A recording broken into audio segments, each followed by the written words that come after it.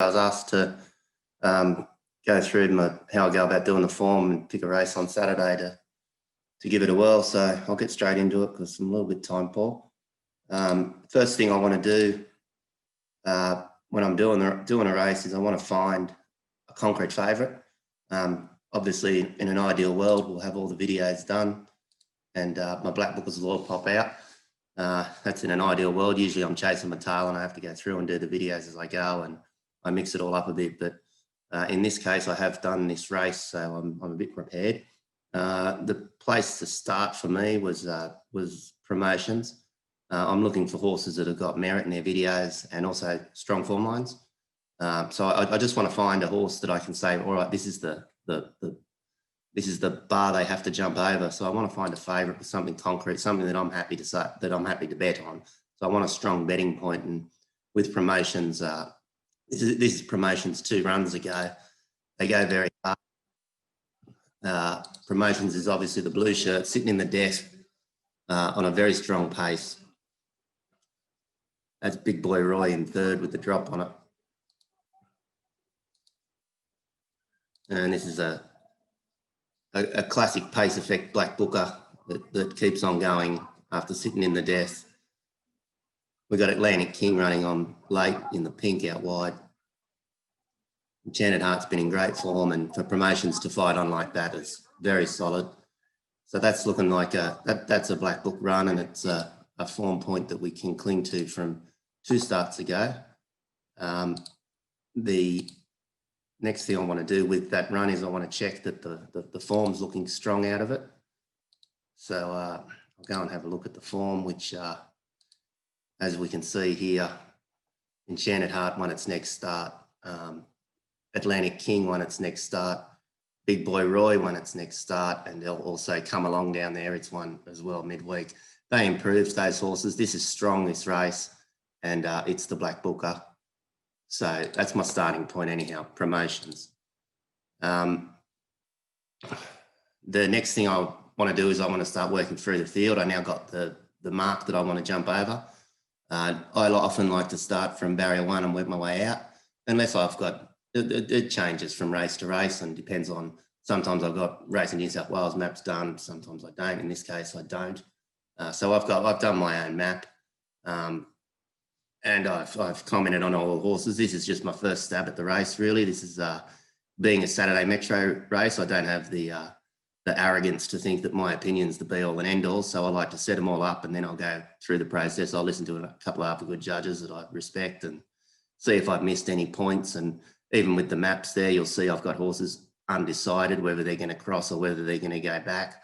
I'll wait for the Race in New South Wales map, and I'll wait for other people to give map opinions, and I'll slowly give them, I'll make decisions on those horses perhaps that I think they'll cross or they won't cross, or this one will lead or change tactics or whatever. But that's my starting point, the map that I have on the screen there. As far as working through, as far as the videos go, there are a couple of other videos in the race that I thought were worth having a look at. They were He's a Hot Shot. He's a Hot Shot at Canterbury. It's that 3 wide facing, which we'll see here on the steward's report. It wasn't a hot Canterbury bias like we've seen in some crazy times in the past. He's a Hot Shot's in the white colours there.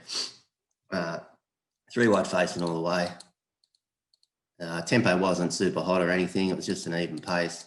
It's not a massive black booker. I grade my black bookers with numbers, and the promotions effort, Saturday Metro was, as far as the video goes, was a stronger black book comment for me than He's a Hot Shot here. But nonetheless, there's still, it is the horse with merit from this race. He's a Hot Shot.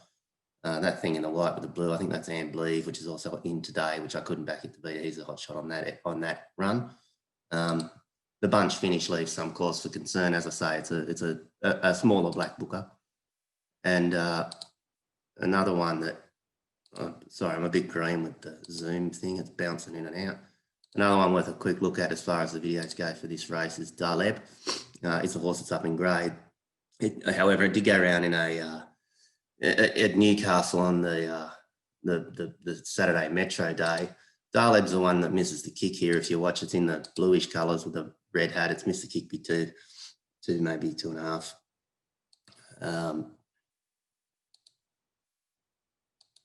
Not much to see in the run, just stays mid to back. Saves ground, looks to get the nice run through. And over the, it's never fully tested over the last 100. It's a forgive run. I know the Humbledon boys aren't keen on the held up runners, but nonetheless I like to note them. And whilst I didn't black book the horse, it's a horse that can obviously go better than that. As you can see, it's gone. Nash has just had to sit up on it over the last 100. Again, a bunch finish. Dubious about it in the grade, but nonetheless, it's another video point from this race. Then I worked through the race and where am I? That's not where I want to be.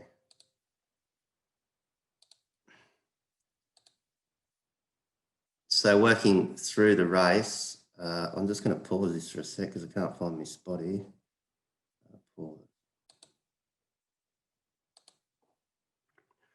Okay, so we've found a couple of interesting video comments in the race. We've got our linchpin, if you like, our top pick, which is Promotions. So now we've got to work through the whole field. Promotions is a clear top pick in this race after I've done the form, but it's a competitive race on the second line. And there's some queries to sniff out. I'll read through these comments. Sigalis, it's actually an interesting horse if you look at the benchmark system, which I don't do. It returned in good order from inside barriers and trialled good since winning this grade last start on a wet track. It goes to a bit of an outside draw. Americana Magic, I've got the 2 queries there, so it's one I'm not sure about. It might be fitter. Peaks are good and drops in grade. It's just fair, both runs this prep, and it goes to the senior jockey. I'm jury's out with Americana Magic. Irrikanji, it looks like it's got issues. It's had break, run, break, and it was disappointing when it resumed last start. I'm on the negative with it. It wouldn't be a shock horror if it turned its form around and did something, but it's hard to be confident. Source Edge is an interesting horse. It returned in good order without winning after surgery. I think it was Snake Gully Cup or something that had excuses last start. It is a country performed horse, but it's got no problems with Metro grade. We've seen that in the past, and it looks like it'll be fitter here third up. Promotion, Black booked in a strong form line 2 runs ago, as we saw. Then it did the chasing last start. That was on a wetter track. It has handled wet in the past, but the chase was enough for me to overlook the run, given the strength of the run before. And it's got the better jockey here going to J-Mac. I think it was J Collett to J-Mac, which I'm not bagging J Collett. It's just J-Mac is J-Mac. Write Your Name's an interesting horse from Victoria. It's got very good Victorian peaks. I fall into traps with these ones on occasion because they often don't reproduce their Victorian peaks. But this one, it returned in good order and ran second to Titan Blinders. Titan Blinders, not that I've got a good grip on the form down there. It went really good time, something like 11 lengths faster than benchmark, winning at Ballarat since Write Your Name's run second to it. So it's one that I definitely have to respect, Write Your Name. And it's one that I'll be looking for a little bit of confidence through others, this being Saturday Metro, and trying to find, because I could mark it a bit shorter. So it's one I've got to sniff out and one that I'm respecting. Starla, who I'm rather tired of. It's up to this grade at its best, and if it's ready, the trial hasn't told us much. I'm not fussed with Starla. I know the horse can gallop, but this is Saturday Metro, and the Queensland stuff is just here and there, so don't really want to back it. Darleb, the one that we watched the video of, which it showed that it was fitter last start when it had no luck in the Newcastle Metro race, and it's a bit up in grade here. I've still got respect for Darleb, and Nash is still riding it, which is good. The speed of the race will be interesting for a horse like Darleb being a back marker, and also for Source Edge. At the moment, I'm not really sure up on speed. I don't know if Promotion really wants to push on and lead it, but this it's interesting up on the speed. At the moment, I'm just treating it as an even pace. And Rosehill, I generally attack a meeting, or I go into a meeting thinking that on dry tracks, I generally go in there thinking that the inside's going to be the place to be. In my logic, I think inside's the shortest way home all the time. So I'm generally, if the inside's the place to be, rather than sometimes it's super hot like we see at Canterbury, but I generally half treat it as a fair track when I think the inside's the place to be because it's the shortest way home. But there's a lot of bitchy opinions about all that. He's a hot shot, which we watched the replay of at Canterbury. It's a realistic chance here. It just irks me that it is a little bit of a nonny with 17 starts, 3 wins and 9 placings. But we got the black book on it last start, and it's got no problems with this class and distance as it performed well in this situation, third up last prep. And I've marked it on my second line, and I do have a bigger number for it last February, which was at Canterbury, which I haven't used. I could use. I'm not really sure how confident I want to be with it. I've just taken a little bit of a pause because of that record. I like to, particularly when I start a race, I like to have groups. Generally, I like to have my top line, second line, third line, fourth line, and when I'm sometimes in the bigger fields and maybe group and listed races, I might have a fifth line, and generally my fifth line are horses that I just leave out. I price markets to 100%, so when I leave a couple out, that just brings me down to 95, which is pretty much what I should be doing. So my markets will range from 95 to 100, and that's all good. I'm looking for horses that are obvious value. I don't want to play margins too much. The reason I group horses is I'm also not a big believer in.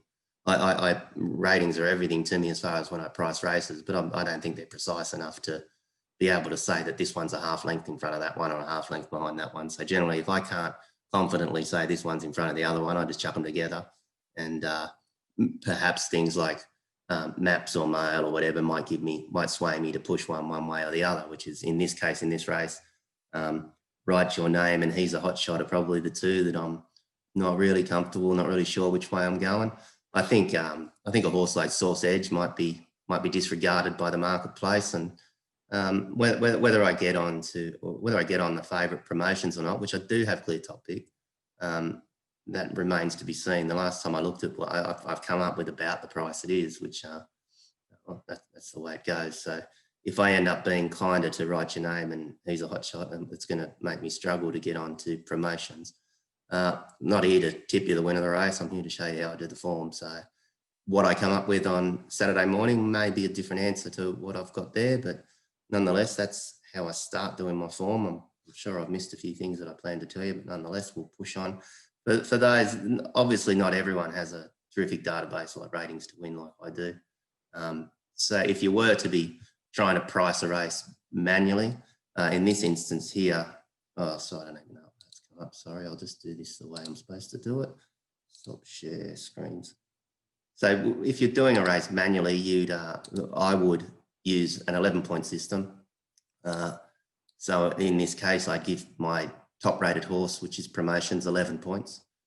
And then the lines behind that, I would price back to 5.5 lengths and giving a half a point to each length. So Cigalis, that's 2.5 to 3 lengths off promotions, that second line. So I give you to 6 and do that all the way through the race. Add up all the points that we've got there, which gives us 52. 100 divided by 52 is 1.923, and then multiply the 1.923 by the points, which gives us these percentage numbers. And those percentage numbers, we bounce them into our actual prices. So if I was to do the race manually in that manner, that's the market that I would come up with. I just thought you'd be interested. I haven't used that method for decades, but anyhow,